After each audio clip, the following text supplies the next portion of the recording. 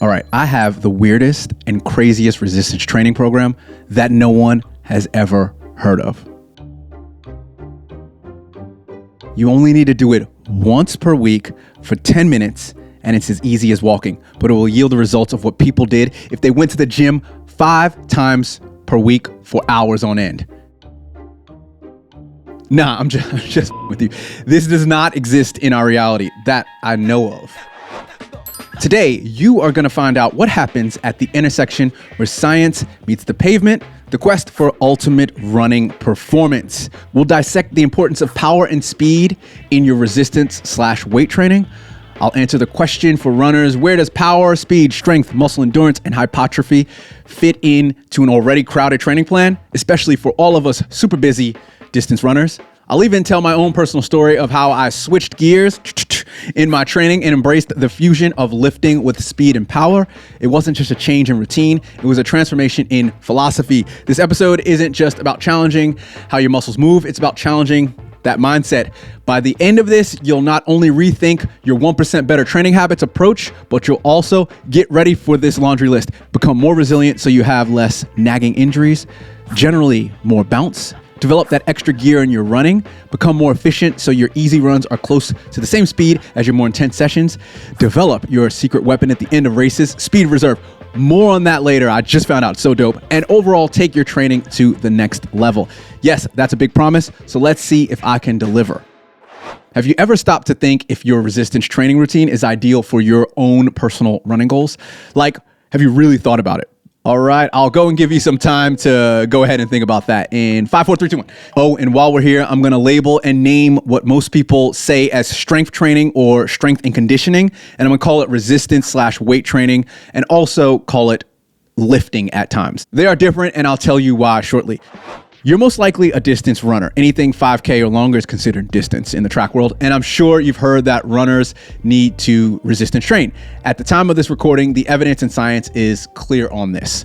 Resistance training benefits range from injury prevention, improved running economy, and energy efficiency. Enhanced endurance is a whole lot of ease, better running form and technique, and much more. But have you really thought about if you're lifting the most optimal way for your personal needs and running goals? Not form-wise. Not even the magical number of reps and set-wise.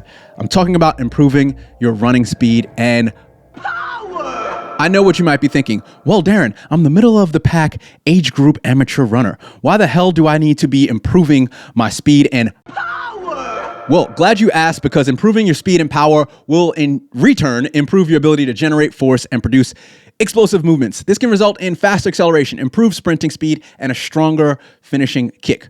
So how would someone go about doing all this stuff? High reps, low weight? No. High weight, low reps? Nuh-uh. 8 to 12 reps? No, sir, ma'am. Gender neutral, proper pronoun. Someone can improve their power and speed by lifting fast. And no, not CrossFit lifting fast. I mean in a controlled manner, moving the weight through space and time, aka the air, as fast and controlled as possible 3 to 5 times in a set, and then rest for 2 to 5 minutes. That's a general protocol. You can do things outside of that boundaries and still improve your speed and power. And under improving your speed and power, it's actually 2 cool things called speed strength and strength speed.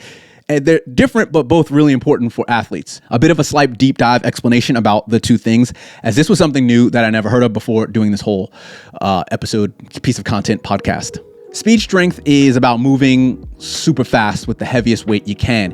It's like when Olympic lifters lift really quickly, or track and field athletes in shot put throw super hard. To get better at this, you do exercises that help you jump higher or move faster with some weight for runners, but not too heavy. Strength speed is a bit different. It's like pushing really hard with a heavy weight, but also trying to move it quickly. Think of pushing a sled in a gym with a lot of weights loaded on it across the ground as fast as you can. You train for this by lifting heavy weights, but not the heaviest you can, and still trying to move them fast. Both of these help you become powerful, which is super important in distance running. If you only train to be really strong, like lifting the heaviest weights you can, you won't be fast. Runners need this. And if you only train to be super fast, you won't be very strong. But if you train both, you'll be strong and fast, which will give you all the benefits I talked about earlier, and that bonus, which is speed reserve, which again, I'll get into later. Up until about a few months ago, I had never really knew how to resistance train and improve my power. To me, changing up resistance training routine meant doing some plyos and lateral side-to-side lunges. Or if I was feeling spicy, I do complex and contrast stuff like squat jumps right after doing heavy squats, back squats. It wasn't bad, but I felt like I was missing the mark and not being very specific. So what do you think I was missing? Well, I had the fortunate meeting with a physio/physical therapist during a weird ankle twist incident about 2 years ago, and through it, I was able to link with Axis Performance Labs. All right, look at that. We just found Mr. Mike Dale. How are you? Good, man. How are you? Good to see you, bro.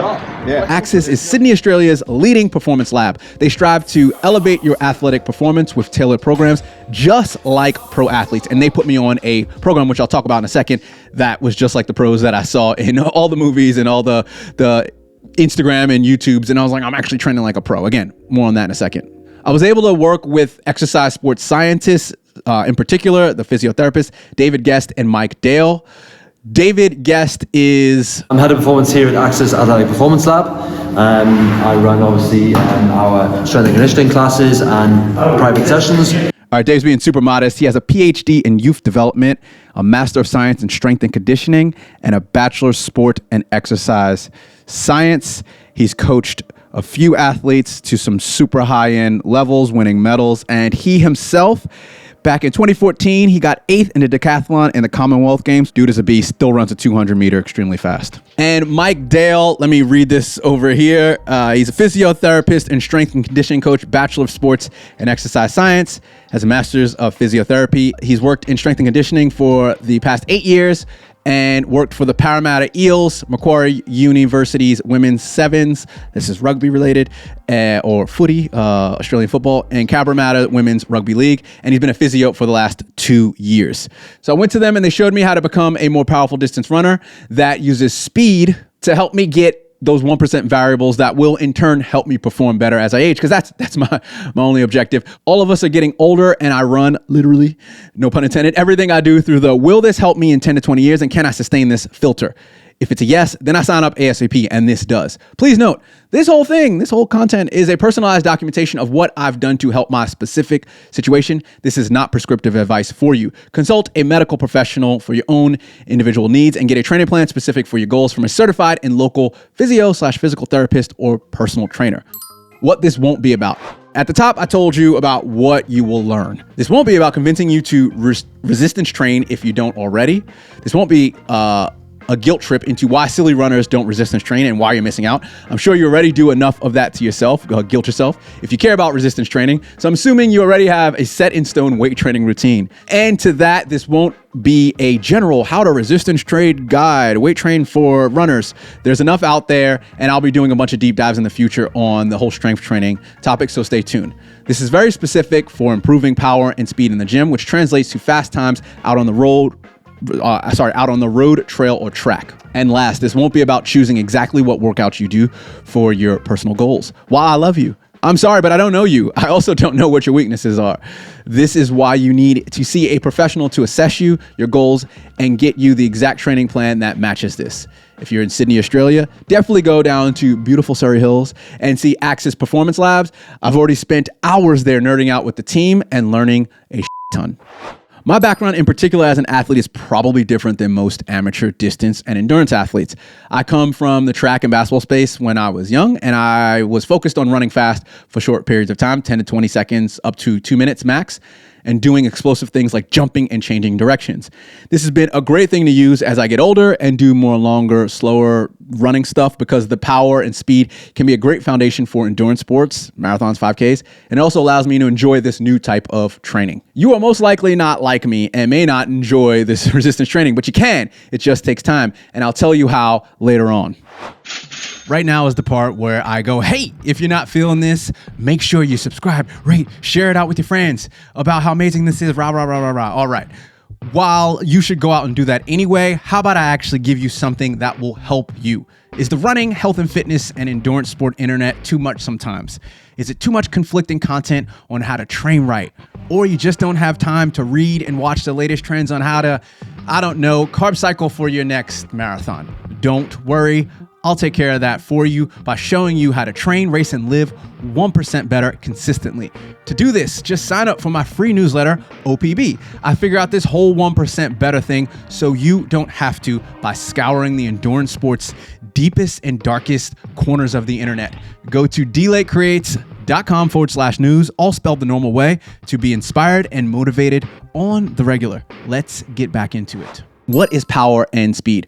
So before I show you all the crazy testing protocols and new workouts that I've done, let's define a few things so it all makes sense to you and make sure we are speaking the same language. I'll try to keep it simple. Power and speed are two sides of the same coin, yet each with its own unique flair. Let's unravel the terms. So power, imagine the explosive start of a sprinter or that powerful push up a steep hill. Speed, now speed is all about velocity. How fast can you sprint 100 meters?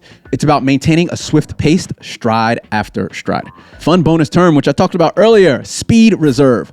Speed reserve is improving your maximal output with this type of resistance training.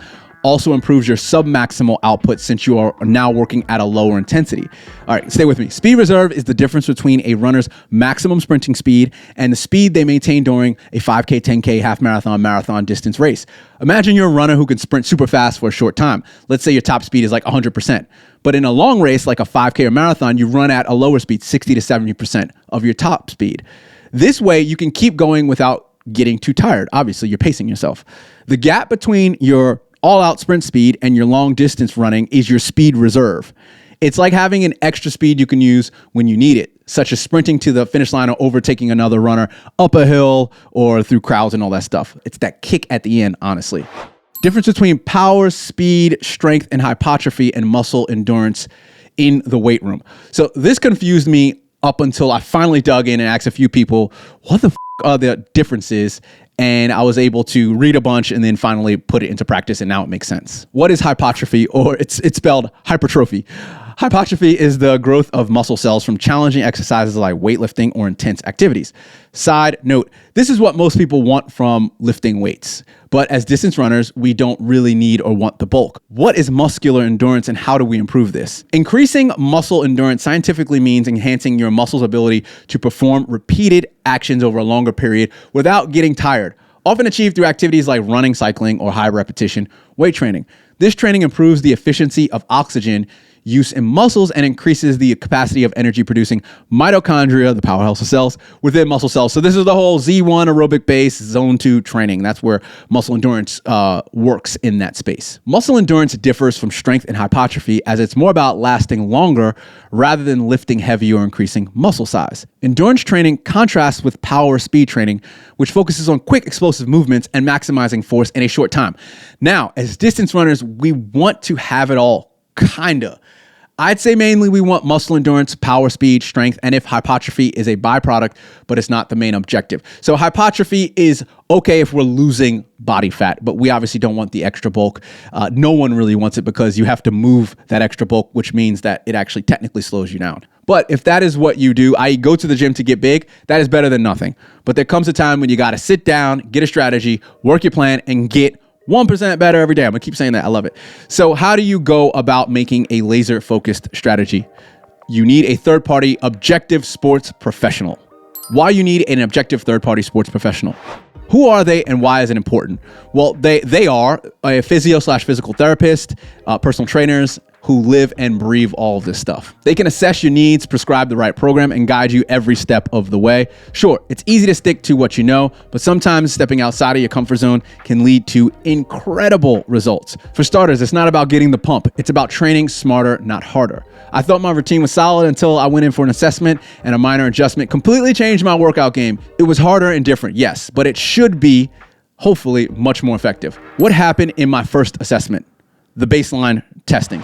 As with any experiment, I started with a baseline test, a series of tests to see where my fitness was.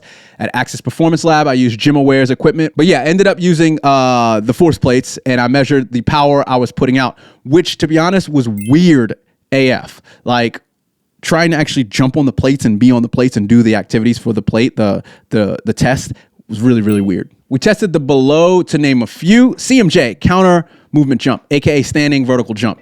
which was weird. And it was weird because we had to make a control out of the test, and I had to jump with my hands on my hips, it's super disconcerting. But like anything, it can be trained, and I've already started training doing jumps on my hand on my hips, so it feels kind of natural. Next, we tested hop test RSI. This is basically pogos with your hands on your hips again, and you have to jump in the same spot, landing on the force plates. So time in the air is not the objective. It's actually how much force you're putting down on every pogo jump. Again, weird AF, because I'm not used to doing that.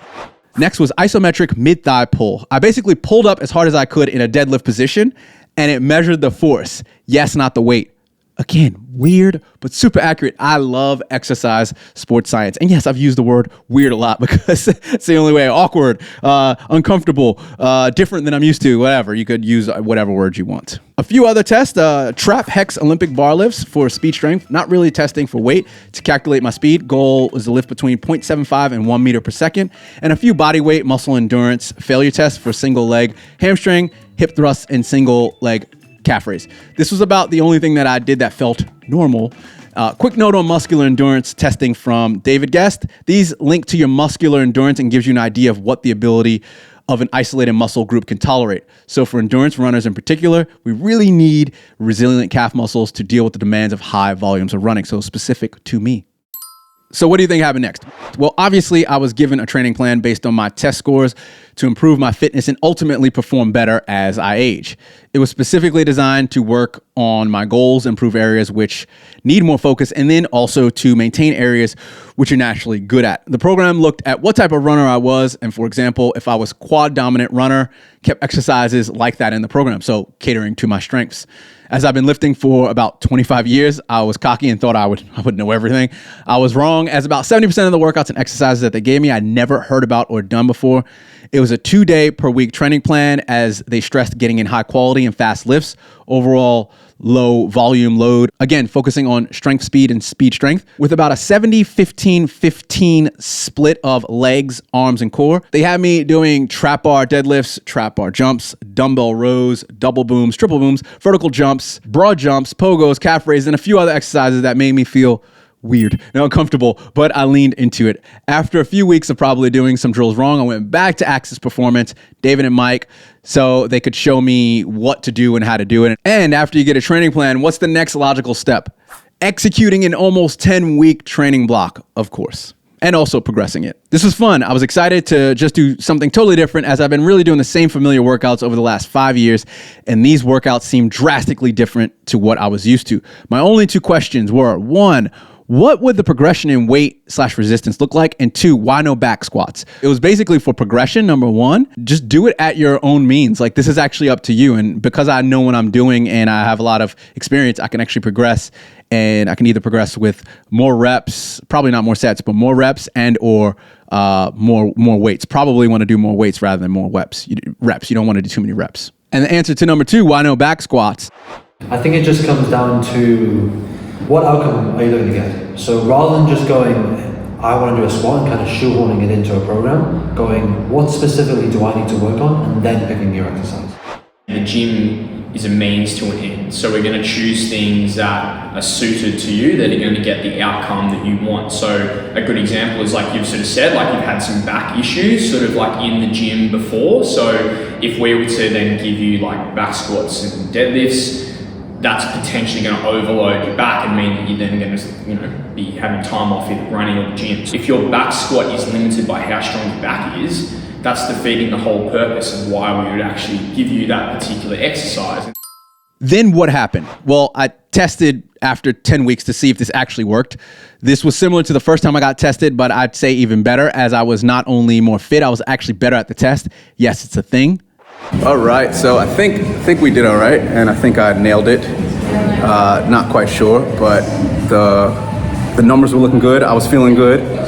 Things were moving, so we can say that it worked. Say that 10 weeks worked, and we will be moving into more of a focus on my new numbers. The cool thing is that this is now a tool that I can use in my arsenal for training, and it's like a part of strength, and it's a part of muscular endurance, and it's like this thing, it's like I can do it in the preseason. I can look to maybe even do it in the off season. If I can do it on an off week where I'm like, now I can do a certain workout once a week, and boom, boom, boom, boom. Super grateful for Axis for letting me kind of train with them, train like a pro, and figure out that my body actually can handle lifting with power and speed. It's fun. Hopefully it's fun for you. All right, go back to present day Darren.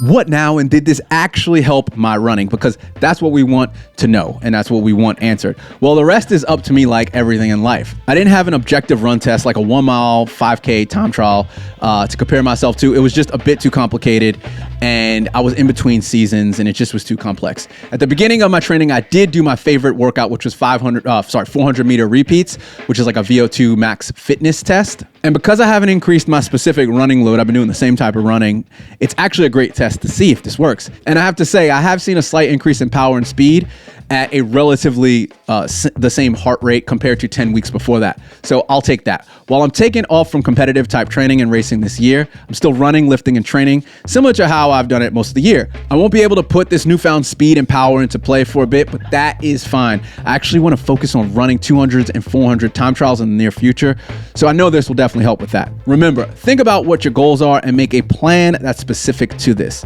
This is the difference between something that's generic and you staying at a plateau and something that is tailored to you, where you start to make those consistent improvements you've been trying for so long to achieve. You have to run close to how you want to race to see gains. Running without lifting fast and just lifting the way I was lifting isn't the end of the world. It's better than nothing, but I'm not optimizing for speed and force. Doing both is like supercharging your effort of doing one. Interested in seeing how you can improve your power and speed, and you're in Sydney, Australia, definitely head down to Axis Performance Labs in Surrey Hills and see Dave, Mike, or anyone, Tara, anyone in that crew that's available, and they'll love to help you. If you're not in Sydney, Australia, Google or ask around to see who does this type of force plate testing and training in your own city or town. If you're stuck, just hit me in the comments below, message me on Instagram, or email talk@dlatecrates.com, and I'll try to help you out. I guess to end this all, if you're like on the fence, you're like, oh, I'm bored, I don't know if I want to do this stuff, this is lame. Honestly, just try it. Just try to find what works for you and work with a professional and try to cater your training program to something that you find fun, because that's the only way you'll stay with something that's fun and sustainable for as long as possible. I know it will benefit you in the end. And I'm just going to end it there because I think this is such a great thing, and I'm going to be doing so much more content on this in the future. Train smart, race easy. Peace.